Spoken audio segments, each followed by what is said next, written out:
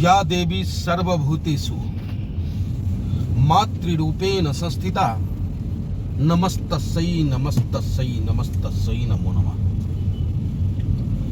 आज फिर सत्ताधारी भारतीय जनता पार्टी को महिलाओं में मां आदिशक्ति, मां दुर्गा, मां काली, मां लक्ष्मी, मां पारंबा नजर आने लगी है। लेकिन बड़ा गजब है, दोहरा चरित्र। समझ में नहीं आता कि उन्हें क्या नाम दूं। कंगना रनावत के खिलाफ कांग्रेस की नेत्री सुप्रिया के ट्विटर हैंडल से, एक्स से, एक आपत्तिजनक पोस्ट होता है जिसका विरोध पूरा हिंदुस्तान करता है। उसका विरोध ऑल इंडिया मजलिस इत्तेहादुल मुस्लिमीन गाजियाबाद भी करता है।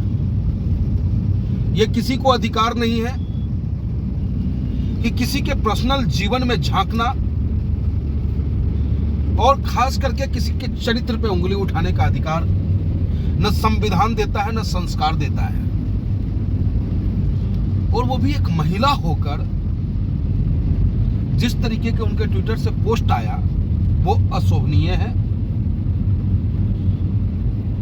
उसके लिए सभ्य समाज में कहीं माफी अविलंब मांग लेनी चाहिए, क्योंकि ये संपूर्ण हिंदुस्तान के महिलाओं की असीमता की बात है और ये बातें हम लोग समझते हैं। लेकिन वाह अरे भारतीय जनता पार्टी, मिनट से पहले अपने रंग को बदलना अगर किसी से सीखना हो तो वो भारतीय जनता पार्टी से आप सीख सकते हो मेरे दोस्त। उसी भारतीय जनता पार्टी का पूर्व प्रदेश अध्यक्ष बंगाल का दिलीप घोष, वर्तमान मुख्यमंत्री जो दीदी के नाम से प्रसिद्ध है, ममता दीदी, उनके खिलाफ जिस तरीके के शब्दों का इस्तेमाल किया कि इनका पिता कौन है, भतीजा कौन है, बिहार का, बंगाल का, गोवा का, पता नहीं क्या क्या इन्होंने शब्दों से उनको अपमानित करने का प्रयास किया। लेकिन इस पे न मनोज तिवारी स्टैंड ले पा रहे हैं, न भारतीय जनता पार्टी ले पा रही है, न नड्डा साहब ले पा रहे। हाँ, आदरणीय प्रधानमंत्री जी जरूर भावनाओं से कैसे खेला जा सकता है वो अगर राजनीति करने वाले हर व्यक्ति को, आदरणीय प्रधानमंत्री जी को जरूर सुनना चाहिए कि राजनीति करना हो तो कैसे कर सकते हो। जिस तरीके से संदेश खाली की जो वो महिला है संदीप रेखा पात्रा,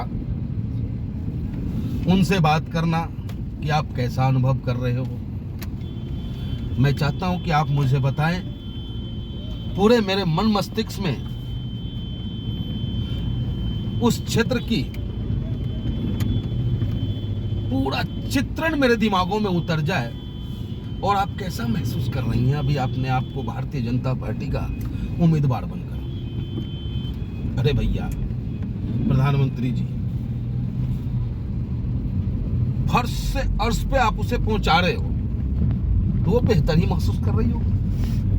और भारतीय जनता पार्टी तन मन धन से उसे चुनाव लड़ाने की बात करता है और ये सब जानता है कि उस महिला रेखा जो पीड़ित रही थी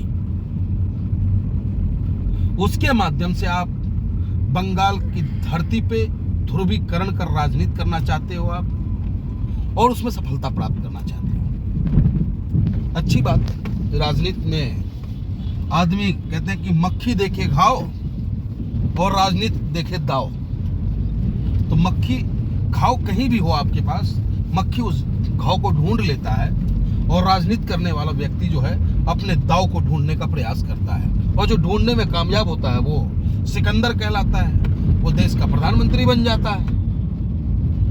तो इन सब चीजों को हम राजनीतिकों को भी सीखना पड़ेगा कि किस तरीके से भावनाओं से खेला जाता है। मैं पूछना चाहता हूं स्मृति ईरानी से, पूछना चाहता हूं बासुरी स्वराज जी से, यंग है, उनकी माँ सुषमा स्वराज जी जो स्वर्ग में है, उनका भी हिंदुस्तान की राजनीति में महत्वपूर्ण योगदान रहा है। क्या बिल्किस बानो देश की बेटी है या नहीं है? यह पूछता है ऑल इंडिया मजलिस इत्तेहादुल मुस्लिमीन आपसे। जब बिल्किस बानो के साथ जुल्म होता है, उस वक्त में आप लोगों के मुंह पे क्यों टेप चिपक जाता है? बेटियों में जाति और धर्म क्यों देखा जाता है?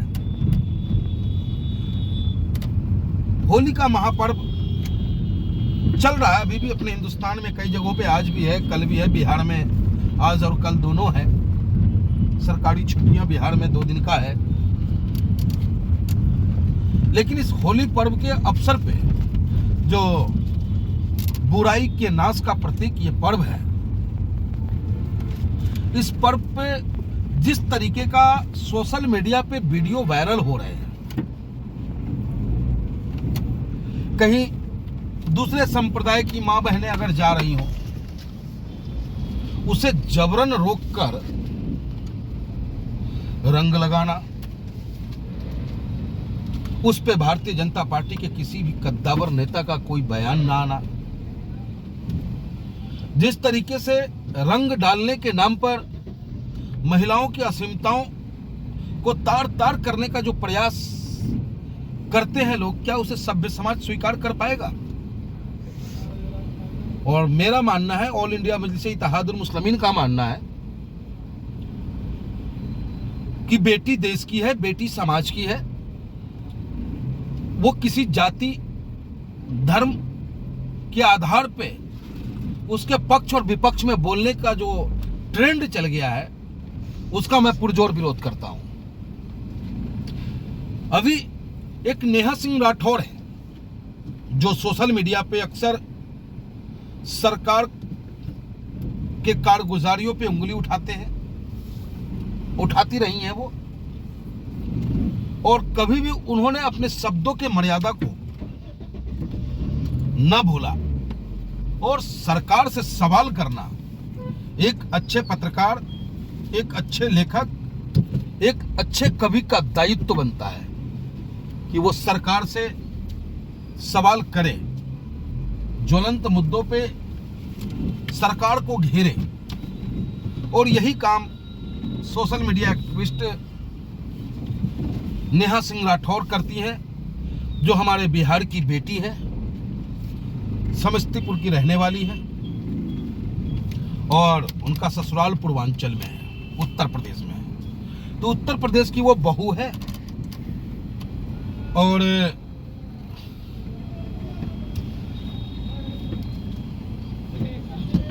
उत्तर प्रदेश की वो बहू है और बिहार की बेटी है। उसके खिलाफ जिस तरीके से भारतीय जनता पार्टी के सोशल मीडिया के आईटी सेल के लोग उनके खिलाफ गलत शब्दों का जो इस्तेमाल किया है, एक पोर्न स्टार का चेहरा मिलाने का काम किया है, पोर्न स्टार से जो चेहरा मिलाने का काम किया है, वो कहां तक जायज ठहराया जा सकता है इस सभ्य समाज में? क्या देश की महिला आयोग सिर्फ सत्ता पक्ष की महिलाओं के ऊपर उठी हुई उंगली को लेकर सवाल उठाएगी, या संपूर्ण भारत के माँ, बेटी, बहन, महिलाओं की आवाज, उनके दर्द को उठाने का काम करेगी? तो बहुत सारे सवाल हैं और इस सवाल का जवाब हिंदुस्तान की आवाम को इस लोकतंत्र में एक चुनाव ही माध्यम है कि जिस माध्यम से आप तानाशाह को, गलत शासक को आप हटा सकते हो। और मैं समझता हूं कि आप लोग सोच समझकर 2024 में अपने मतों का प्रयोग करेंगे, सोच समझ करके अपने मतों का प्रयोग करेंगे। और मेरी अपील है कि माँ बहनों में जाति और धर्म ना ढूंढा जाए, माँ बहनों में सबको एक तरीके से, एक नज़रों से देखने का काम करे ये सरकार और सरकारी मशीनरी, जिससे कि देश की माँ बहनों का, महिलाओं का सम्मान बढ़े। और आप तमाम देशवासियों को होली की बहुत बहुत बधाई, शुभकामनाएं, मातृशक्ति को प्रणाम और माह रमजान की 15वीं रोजा की बहुत बहुत बधाई एवं शुभकामनाएं। और 2024 लोकतंत्र के महापर्व में बढ़ चढ़ कर के नौजवानों हिस्सा लें और अपने वोट का प्रयोग सोच समझ के करें। और मेरी खास कर अपील है कि जहां कहीं भी पतंग चुनाव चिन्ह उम्मीदवार लड़ता हुआ आपको नजर आ जाए, आप पतंग चुनाव चिन्ह को वोट दें, ये मेरी अपील है आपसे। जय हिंद, जय भारत, हिंदुस्तान जिंदाबाद। बैरिस्टर असदुद्दीन ओवैसी साहब जिंदाबाद।